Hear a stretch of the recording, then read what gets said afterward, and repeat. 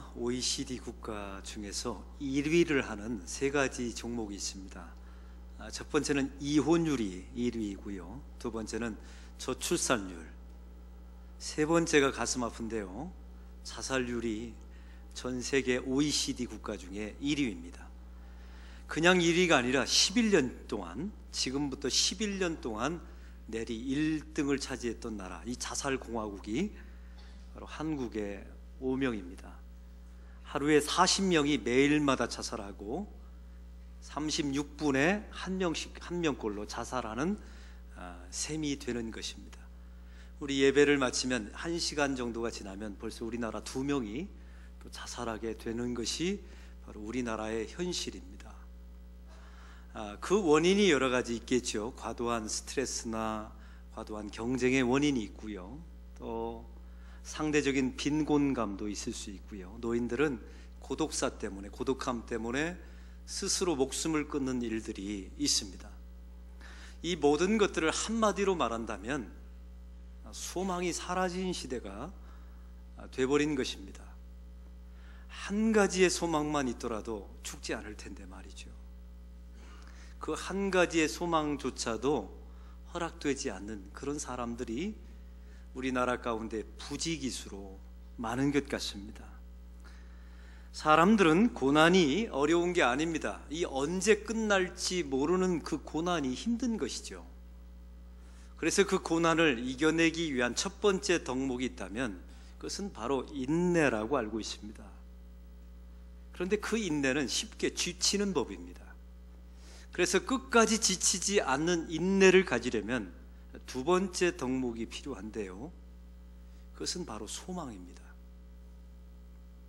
소망이 있어야 지치지 않고 끝까지 버티고 인내할 수 있다는 말입니다. 사도행전 로마서 5장 3절에 보면 사도 바울은 그래서 이렇게 말하고 있습니다. 우리가 환난 중에도 즐거워하나니 이는 환난은 인내를, 인내는 연단을, 연단은 소망을 이루는 줄 우리가 알미로다. 할렐루야. 소망이 그렇게 중요하다는 사실입니다. 요즘 젊은 세대가 참 힘든 세대라고 많은 사람들이 이야기를 합니다. 서울대 교수님이 자기가 직접 지도하는 학생의 이야기를 칼럼에 써놓았습니다.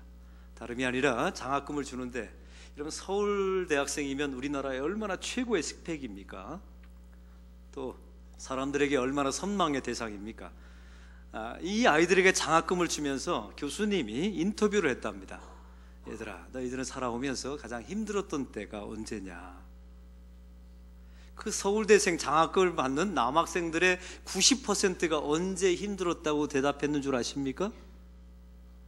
군대 생활이 힘들었답니다. 그럼 교수님이 궁금했어요. 그럼 여학생들은 도대체 군대도 안 갔는데 언제 힘들까? 그래서 여학생들한테 장학금을 주면서 너희들의 인생에 가장 힘들었던 적이 언제냐 했더니요, 남자친구를 군대 보낼 때 가장 힘들었다. 이 서울대 교수님이 이제 기가 찬 거예요. 도대체 애들이 이럴 수 있는가? 그래서 물어보았답니다. 다시. 그럼 군대 생활에서 느낀 게 무엇이냐고 물어봤더니 남학생들이 거기는 다시는 갈 곳이 못 된다는 걸 느꼈답니다. 여학생들한테 이제 물어봤습니다. 너희들은 무엇을 느꼈느냐 했더니 군대 간 남자친구와 다시는 헤어지지 말아야 되겠다는 생각을 갖게 되었다는 거예요. 이 교수님의 이야기입니다. 이런 세대가 진짜 전쟁을 만나면 견딜 수 있을까? 이런 세대가 살다가 암을 만나면, 질병 가운데 암을 만나면 정말 버틸 수 있을까? 이런 세대가 살다가 자기 기업이 도산당하면 정말로 견딜 수 있을까 싶더라 합니다. 여러분의 생각은 어떻습니까? 저는 제 인생에 흙수저 물고 태어나는 것을 하나님께 원망하고 제 아버지께 원망한 적이 있었죠. 근데 어느 날 하나님께서 제 인생에 찾아오셔서 소망을 주셨습니다. 동일아, 흙수저를 물고 태어났느냐? 네 자신이 흙수저냐? 그러나 내가 너에게 허락한 불구덩이 속에 들어가 보아라. 그러면 그 흙수저가 도자기 수저가 될 것이다. 그래서 오늘까지 견뎌온 겁니다. 흙수저가 은수저가 금수저가 되는 게 아니랍니다. 하나님께서 허락하신 불구덩이 속에 시련과 고난의 불구덩이 속에 들어가 보면 그 흙수저가 아주 근사하고 영롱한 도자기 수저로 바뀌어지는 역사가 나타날 줄로 믿습니다. 이게 성도들의 고백 아니겠습니까? 오늘 성경에 보면 스데반 집사의 설교가 나와 있죠.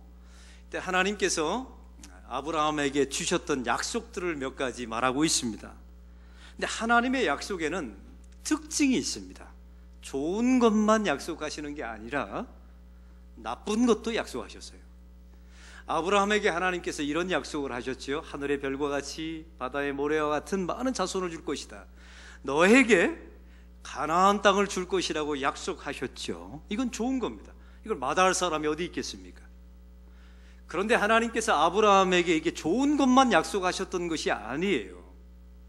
하나님은 아브라함에게 나쁜 것도 약속하셨습니다. 너의 자손들이 400년 동안 이집트에서 노예 생활을 하게 될 것이다. 그리고 그 이후에, 이게 중요합니다. 그 이후에 내가 너에게 약속했던 가나안 땅을 줄 것이다. 이 나쁜 것도 약속했습니다. 여러분, 한두 해 노예 생활을 하는 것도 힘든데 400년을 할 것이라는 약속을 하나님께서 하셨습니다. 아브라함은 이 두 가지 약속을 다 믿었습니다. 할렐루야. 성경에 보면 아브라함이 가나안 땅에 이제 들어가게 됩니다. 헤브론 땅에서 살게 되죠. 거기서 자기의 아내 사라가 죽습니다. 근데 문제가 있어요. 가나안 땅은 비어있는 땅이 아니었단 말이죠. 가나안 땅은 이미 다른 족속들이 차지하고 있는 땅이었습니다. 다시 말하면 아브라함이 소유권을 주장할 수 있는 상황이 아니었어요. 자기 아내 사라가 죽었을 때 무덤 하나 쓸 땅이 없는 것입니다. 그래서 아브라함은 해쪽 속 에브론에게 땅을 팔아달라고, 자기의 아내를 묻을 막벨라 굴을 팔아달라고 부탁을 합니다. 근데 에브론이 어떻게 반응을 합니까? 아브라함이요, 우리가 당신을 존경합니다. 이 땅을 거저 가져가십시오 라고 무상으로 주겠다고 말해요. 그러면 여러분 얼른 받아야 되는 것 아닙니까? 근데 아브라함은 굳이 사양합니다. 아니다, 내가 돈 주고 사겠다고. 에브론이 다시 말합니다. 아브라함이요, 당신은 우리가 정말 좋아하고 덕스러운 사람입니다. 그래서 당신에게 땅을 주겠습니다. 그 땅을 가지고 당신의 아내를 거기다 매장하십시오. 아브라함은 그걸 거절합니다. 사랑하는 성도 여러분, 공짜라면 양잿물도 먹는다는데 왜 아브라함은 공짜로 주겠다는 땅을 거절했을까요? 이 아브라함은 400세겔, 지금으로 말하면 1200돈, 은 1200돈이면 어마어마한 돈입니다. 이 돈을 지불하고 막벨라굴을 사서 자기 아내 사라를 거기다 매장합니다. 이 아브라함은 왜 굳이 그 땅을 살 수밖에 없었을까요? 여기는 이유가 있었습니다. 하나님의 약속을 믿었기 때문에 그래요. 하나님께서 아브라함에게 가나안 땅을 주시겠다고 말씀하셨죠? 언제요? 너의 자손들이 노예 생활을 한 400년 후에 주겠다고 말합니다. 그러므로 이 땅은 지금 내 땅이 아니에요. 오늘 성경에 보면 야곱의 죽음이 나와 있습니다. 아들 요셉이 이집트의 총리가 되었다는 소식을 야곱이 듣죠. 얼마나 좋았을까요? 그래서 75명, 75명의 가족을 데리고 기근이 있었기 때문에 이민을 가게 됩니다. 이집트 땅으로. 자기 아들이 총리가 되어 있으니 얼마나 또 부귀 영화와 모든 것을 누릴 수 있었을까요? 야곱이 이집트 땅에 이민을 가서 살다가 이제 죽을 때가 되었습니다. 바로 그때 이야기입니다. 야곱이 죽기 직전에 자손들을 다 모으죠. 그리고 그 자손들에게 다음과 같은 유언을 하게 됩니다. 스데반 집사가 설교하는 내용입니다. 세겜에 있는 하몰들의 아들로부터 무덤을 사서 매장했다는 내용이 성경 속에 나와 있습니다.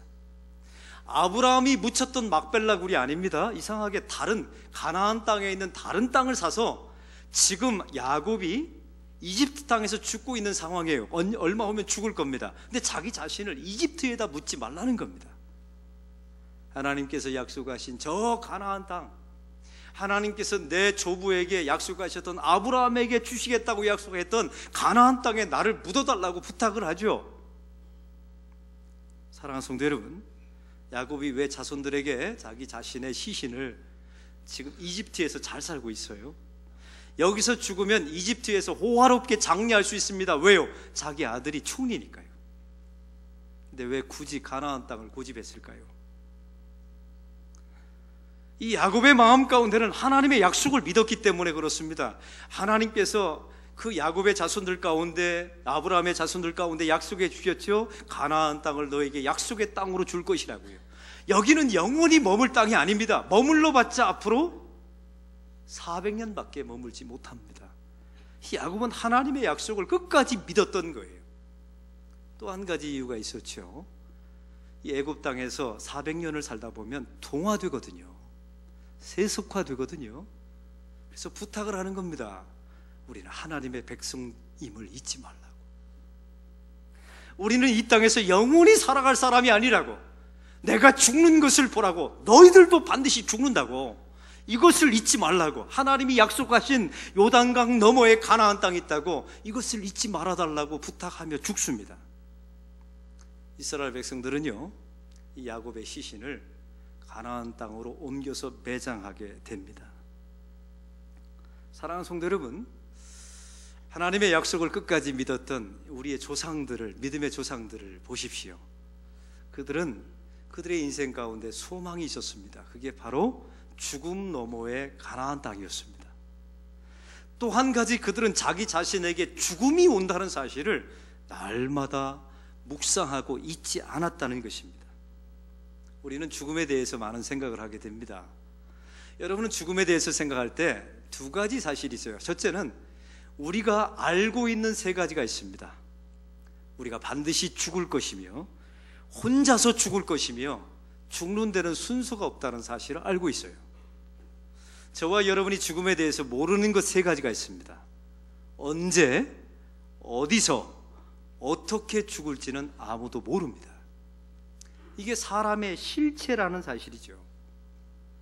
세상을 보십시오. 세상은 죽음에 대해서 외면하려 듭니다. 외면하면 외면할 수 있습니까? 회피하면 회피할 수 있습니까? 대신할 수 있나요? 여러분, 지연하고 싶으면 지연됩니까? 죽음만큼은 절대로 그렇게 되지 않습니다. 기독교의 신앙은 죽음을 부정하는 종교가 아닙니다. 죽음과 항상 함께하죠. 죽음과 친밀합니다. 죽음을 항상 내 삶에 끼워놓고 사는 것이 바로 기독교의 신앙입니다. 할렐루야. 그래서 중세교회에 보면 무덤이 어디에 있다고요? 교회 밑바닥에 있습니다. 제가 만약에 교회를 짓는 일이 있다면 저는 우리 안락교회 밑바닥에 납골당을 두고 싶은 게 제 마음이에요. 이게 기독교의 전통입니다. 죽음과 항상 함께하고, 죽음을 묵상하고, 죽음을 소망하고, 죽음 너머의 가나안 땅, 하나님의 약속을 향하여 나가는 그 순례자의 모습이 바로 성도의 모습이라는 사실입니다. 이걸 잊지 마셔야 합니다. 야곱이 죽어서 그의 시신이 수레에다 싣고 멀리 있는 가나안 땅에 가서 묻었습니다. 매장을 했죠. 한 가지 문제가 있었습니다. 이 야곱의 무덤이 이집트에서 너무 멀리 떨어져 있는 겁니다. 그래서 자주 찾아가 볼 수가 있어요, 없어요? 없어요. 처음에 자기 아버지 야곱이 죽었을 때 요셉도 온 가족도 슬퍼했겠죠. 근데 그 슬픔이 오래 가요, 안 가요? 안 갑니다. 잊혀지고 과거가 돼버리는 거예요. 이게 문제가 생겼어요. 소망의 땅, 하나님의 약속의 땅을 향하여 그의 마음을 두려고 거기다 매장한 건 좋아요. 그러나 부모의 죽음이 멀어지고 잊혀지고 과거가 되는 이 문제가 발생하게 된 겁니다. 우리 교인들 가운데 보면 자식을 먼저 떠나보낸 부모들이 계세요. 장례 치를 때 떼굴떼굴 구르고 이제 모든 소망이 사라졌다고 거의 막 음식도 못 먹고요, 빼빼 말라지죠. 근데 죽는 줄 알았어요, 저는. 부모님도. 근데 1년이 지나고 2년이 지나고 보니까 잘 드시고 사시던데요. 잊혀지는 겁니다. 그 아팠던 기억들이 딱지가 져서 다 물어버린 거예요. 그러다 보니까 죽음도 생각이 안 나고 슬픔도 잊혀지고 모든 게 다 과거로 바뀌는 거예요. 바로 여기에 문제가 있다는 사실을 야곱의 아들 요셉이 발견하게 됩니다. 여러분, 요셉이 총리가 된 후에 나중에 이제 죽게 되죠. 나중에 창세기에 보면 요셉이 죽을 때, 이 총리 되었던 요셉이 죽을 때 이렇게 다시 부탁을 합니다. 온 가족을 불러놓고 유언을 하게 되죠. 내가 죽으면 나의 시신을 가나안 땅에 묻지 말고 이집트에 묻어달라고 부탁합니다. 여러분 좀 이상하지 않아요? 지금까지 자기 모든 아브라함, 자기 아버지 야곱도 다 가나안 땅에, 하나님이 약속하신 가나안 땅에 묻어달라고 해서 그 어려운 길을 가서 다 묻었어요. 그런데 요셉만큼은 이 이집트에다가 무덤을 쓰라고 말하는 겁니다. 왜요? 총리니까요. 자기 식대로 생각하지 마세요.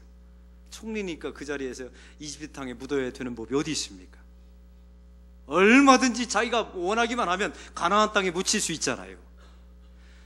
이집트 땅에 자기 시신을 묻어달라고 말했던 이유가 있었습니다. 그래야 가까이 자기의 죽음과 무덤을 볼 수 있으니까요. 다시 표현해 볼까요? 입관은 이집트에서 하되 400년이 다 지난 후에 나의 발인과 안장 예배는 400년 후에 가나안 땅에서 드려달라고 부탁한 겁니다. 세상에서 이보다 더 긴 장례가 어디 있어요? 장례 기간이 몇 년이요? 조시는 분들은 또 이게 이해가 안 되죠. 우리는 기껏 해봤자 5일장, 4일장인데 장례를 몇 년 동안 치러달라고요? 400년을 치러달라고 말합니다. 매일 장례, 매일 내 무덤에 와서 입관만 하고요. 발인과 안장은 400년 후에 하나님께서 약속하신 가나안 땅에서. 요셉이 왜 이런 식으로 장례를 치러달라고 말했을까요? 그래야 그 죽음이 현재화되기 때문에 그렇습니다. 그 죽음이 자손들의 삶 가운데 하나님의 약속, 하나님의 가나안, 그 죽음이 자기 삶 속에 끼어들어오기 때문에 그렇습니다. 여러분 이스라엘 백성들이 그 요셉의 가묘라고 말하죠. 가묘에 가서 애곡하며 기념하면서 무슨 생각을 했을까요?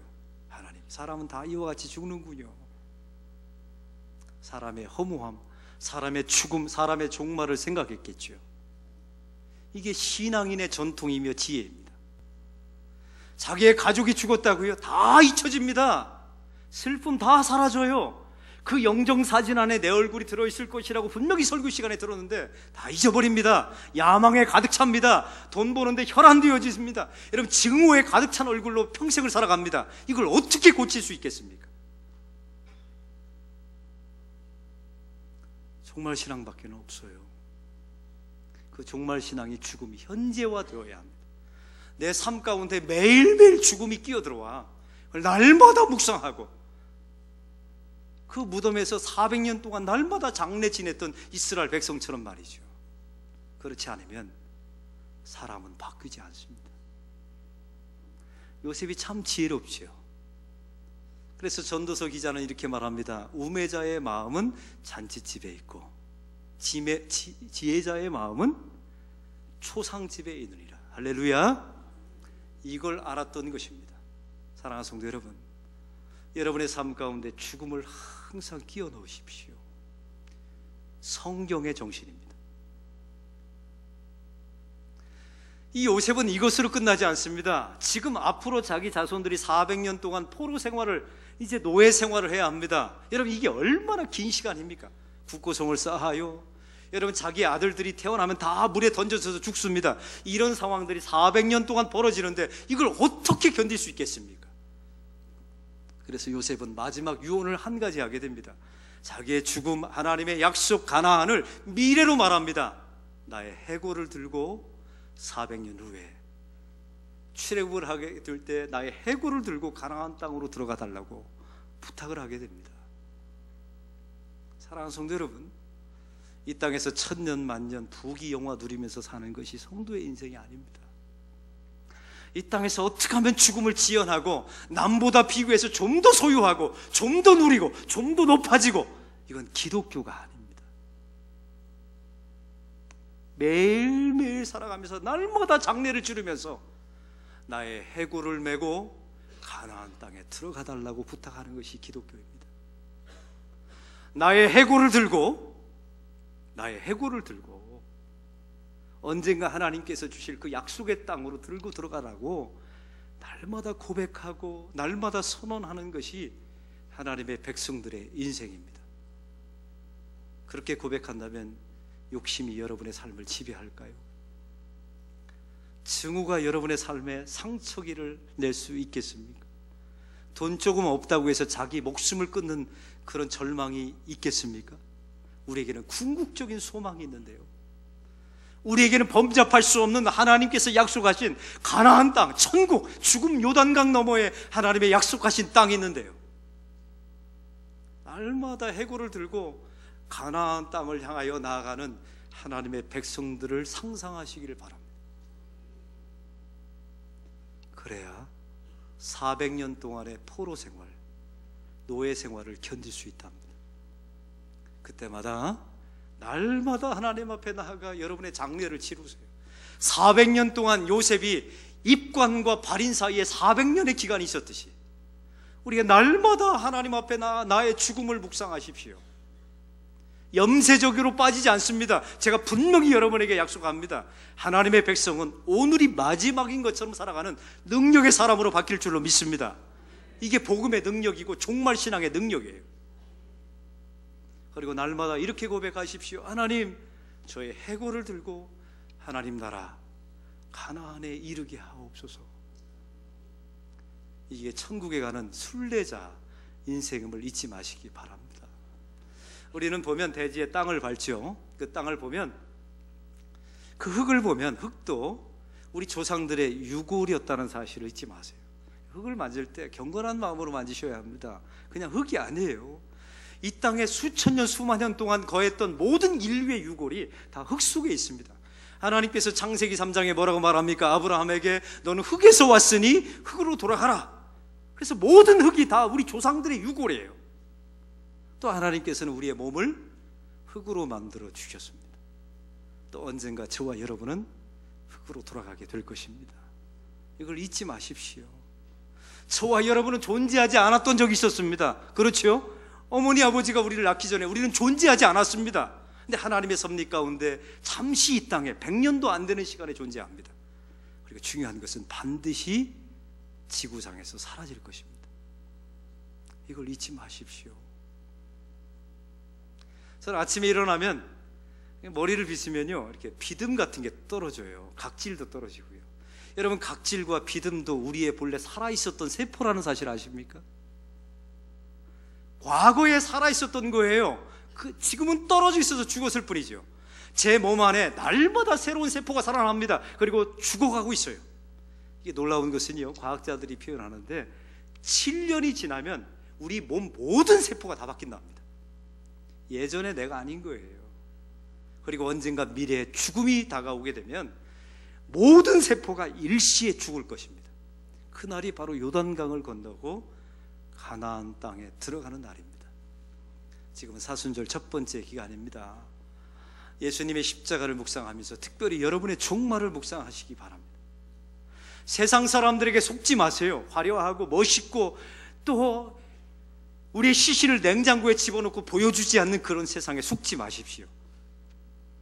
구멍이라는 구멍에 다 물이 철철 나오면서 누군가가 씻겨주어야만 마지막 죽는 모습이 저와 여러분의 인생임을 잊지 마십시오. 날마다 장례를 치르십시오. 요셉이 자기의 무덤을 이집트에 쓰면서 나의 앞에 나와서 너희는 날마다 장례를 400년 동안 치르라. 너희들이 살아갈 땅은 바로 이 땅이 아니다. 약속의 땅이 있다. 가나안이 있다. 죽음이 있다. 요단강을 반드시 건너게 될 것이다. 이걸 잊지 마십시오. 그리고 여러분, 마지막 순간에 고백하십시오. 하나님, 저의 해골을 들고 하나님 나라 가나안 땅으로 들어가게 하옵소서. 은혜로. 다시 표현합니다. 하나님, 저의 해골을 들고 마지막 날에 가나안 땅으로 들어가게 하옵소서. 은혜로.